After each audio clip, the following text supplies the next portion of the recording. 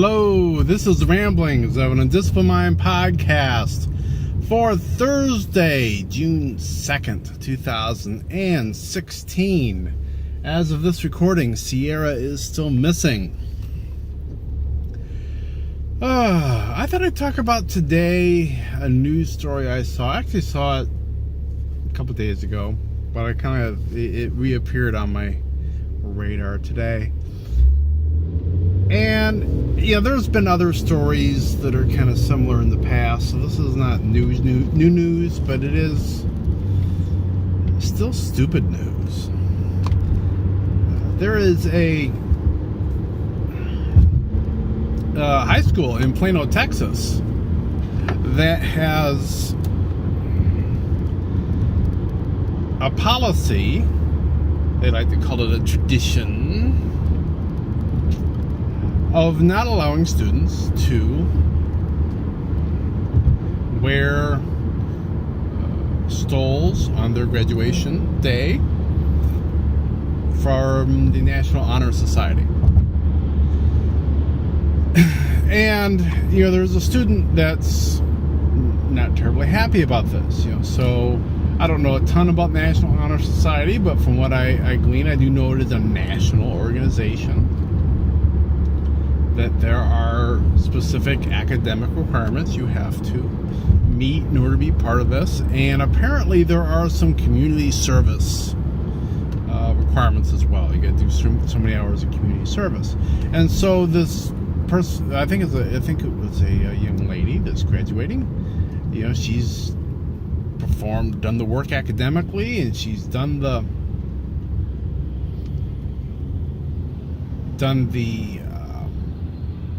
community service that she's supposed to do, and so she's earned the right to wear a National Honor Society stole over her gown on graduation. But then she was informed that nope, that's not going to be allowed because it's not inclusive. Now, what's interesting about this story is that a National Honor Society spokesman speaking on behalf of the school says because it's not inclusive. So I don't quite know what to make of that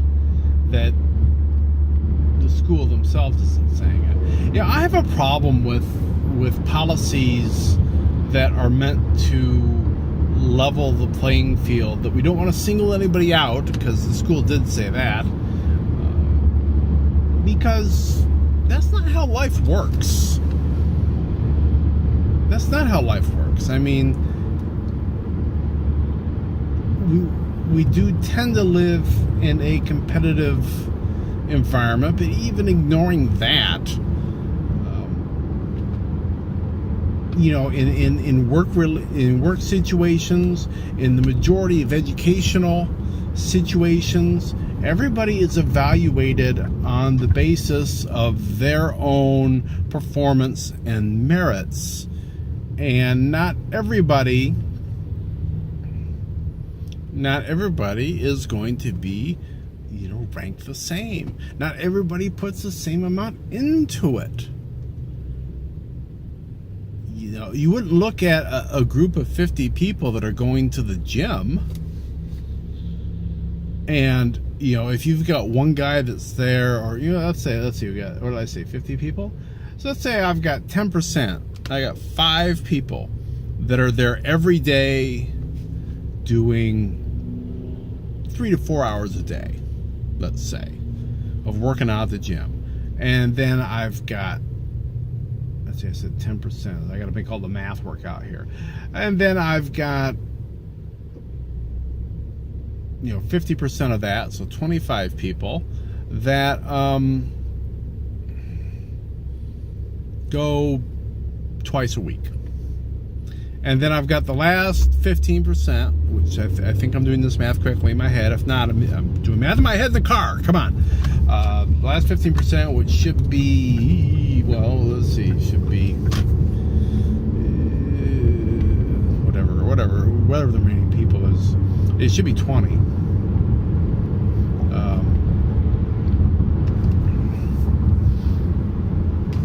let's say, goes once every other week. Now, if we had them all starting off with kind of a similar, well, they don't have to start off, but, the people that are going there every day doing, 4 or 5 hours a day are going to have vastly different results from the people that went once a week or once every other week.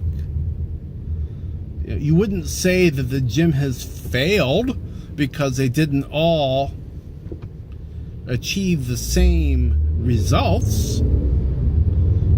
They got the results that they earned, if you will, through the amount of time and work they put in there at the gym. It's the same way with the educational system. I've seen that in my college work and the people I deal with in college. I mean, some people don't want to put in the work.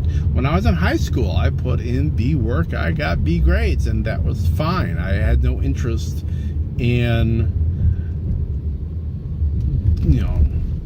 trying to do more. And in all honesty, it probably never even really occurred to me that, hey, I could be studying more. I could do this, and I could get my grades up to an A. No, I was doing fine.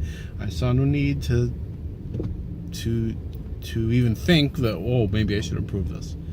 And I see that in fellow students that I've had in my classes for the last 3 years, where some people just they're not willing to do the work. And, so they get a grade that matches that. It's not inclusive. And what's scary about this is how far do you go? So, okay, so now everybody that's graduating is going to look the same because we want to be inclusive. We don't want to single any one student out by giving them a stall.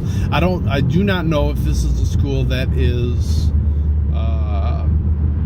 recognizing a valedictorian or salutatorian. I did recently hear about some schools that are abolishing that for the same stupid reason. Don't want to single anybody out. So, but let's say we have a hypothetical class of kids, and I do not know if this is the case at Plano. And let's say one of them doesn't make it. They're supposed to be part of this class. They failed a couple classes, and so now they've got to come back the next year. They got to do summer school or whatever and make up those credits. And, they aren't supposed to graduate. Well, you're not being inclusive. You're singling somebody out. How far do you take that? When dealing with individual grades in the class for a test, is it fair that Bobby gets a D when Susie gets an A? Never mind the fact that Susie studied for 3 days and Bobby did not, and basically randomly filled out the Scantron.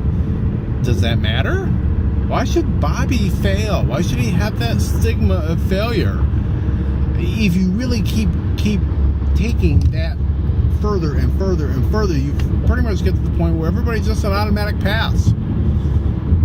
Because if everybody, and you basically just might as well just do a pass-fail. Now, I don't think that this school is taking it to that degree, and I would be hard-pressed to think that any educational system in this country would really allow that.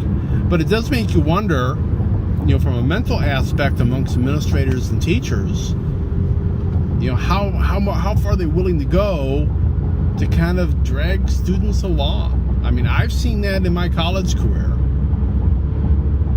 I certainly did for one of my stats classes. I think I talked about this, but this was a year or two ago. We had a teacher that wanted students to do well so he would get good evaluations. So he rigged the system. He rigged his grading so that more people got A's and B's and C's than C's and D's and E's. And yeah, it was great for those people that were doing middling or worse. But, as one of the people that was legitimately earning an A in that class, you were cheapening my A, which was BS, in my humble opinion. The other thing that's stupid about this is it turns out there is not one high school in Plano. There's at least 3. And the other 2 have allowed their students to do this. So even though this high school says, well, we've the student Congress and student council have reviewed this twice. There was like one time in 2004, one time in 2000, around 8 or 9, and at that point they decided to continue the tradition of not wearing these kind of stoles.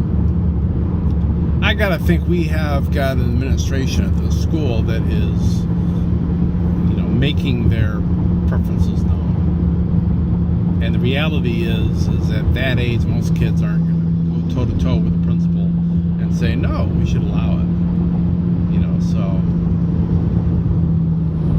I think it's kind of BS. Just like if schools aren't doing a valedictorian because we don't want to single anybody out. We don't want Bobby to feel stupid just because Susie is smart.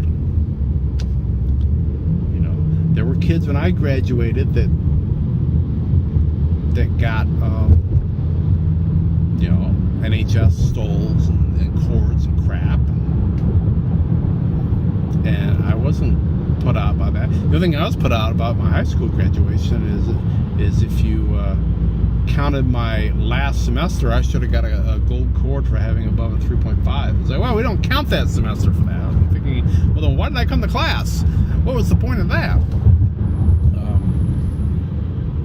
But I'm supposed to, based upon my GPA, I'm going to have some sort of a cord I'm supposed to be getting, because it is. I'm at 3.96 right now. And I certainly want that. I've earned that, and I certainly want that. And I would be rather perturbed if they said, well, we're not going to do that anymore because it's not inclusive. So yeah, it's just kind of more BS in the news. And that's what I was thinking about today. So I guess I'll let that be that. I will be back again tomorrow on Friday, and I'll be talking to you then. So be seeing you.